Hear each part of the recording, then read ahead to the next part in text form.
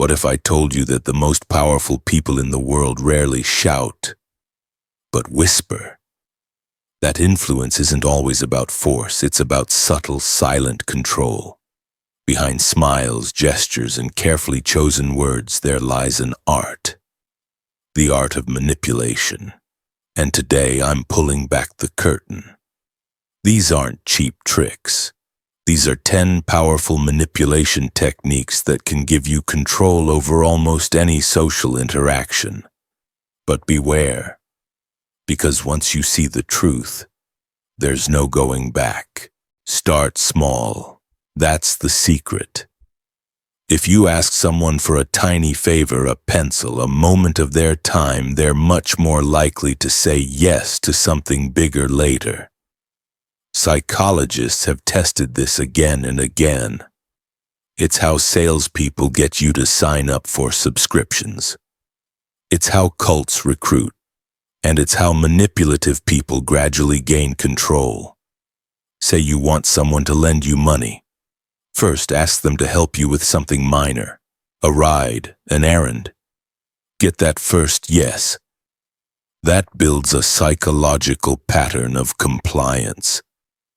One step in, and they'll walk further than they ever intended.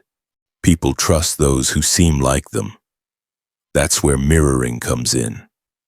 You subtly copy the other person's body language, speech patterns, or emotional tone. And suddenly, they feel like you get them. Salespeople use this all the time, so do seducers. If they lean in, you lean in. If they speak slowly, you slow down too. It's subtle, almost invisible, but powerful.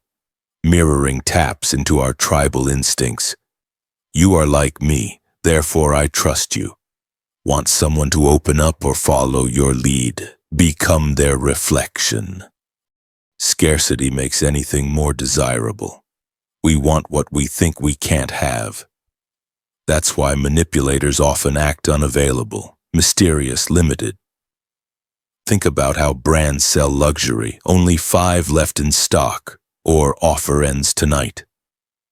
That pressure creates urgency. But it works in relationships too. If you pull back, others lean in. Want more attention? Make yours a limited edition. The less you chase, the more they want. This one's dark, but effective. Guilt is a powerful motivator. Manipulators twist it into a tool. After everything I've done for you, if you really cared, you'd help me. They don't argue with logic. They target your emotions. They place the burden on you to prove your loyalty, love, or worth. And often it works, because guilt bypasses reason. It whispers, "You're a bad person if you don't comply." A manipulator makes you feel responsible for their feelings, their failures, their needs. Do you want to do this now or later? That's a false choice. Both options lead to the outcome the manipulator wants, you doing the thing. It's a classic parenting tactic, but negotiators, leaders, and con artists use it too. You think you're making a decision, but the decision was made for you. All you did was choose the wrapping. Give someone 2 choices, but make sure both serve your purpose. That's control disguised as freedom.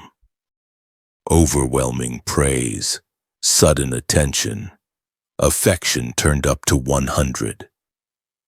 That's love bombing, and it's the perfect trap. This is how narcissists operate. They flood you with compliments and affection until you're hooked, emotionally addicted. Then once you rely on their validation, they pull it away. You'll chase that high like a drug. Manipulators don't build genuine connections. They manufacture dependency. And they make you believe that losing them would be losing everything. No, that didn't happen. You're remembering it wrong. That's gaslighting. a mind-warping form of manipulation where the goal is to make you doubt your own reality. It starts with small denials, twisting facts, redefining the past. Over time, the victim loses confidence in their perception. They start asking the manipulator, "Am I crazy?" Gaslighting creates confusion, and confusion breeds control. If you don't trust your own mind, you'll trust theirs instead.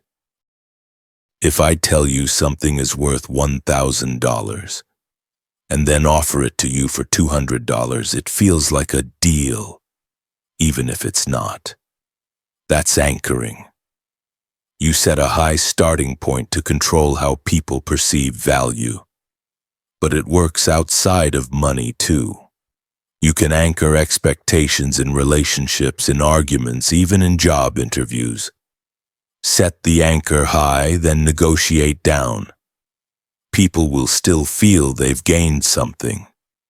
First impressions matter because they become the anchor for every future thought.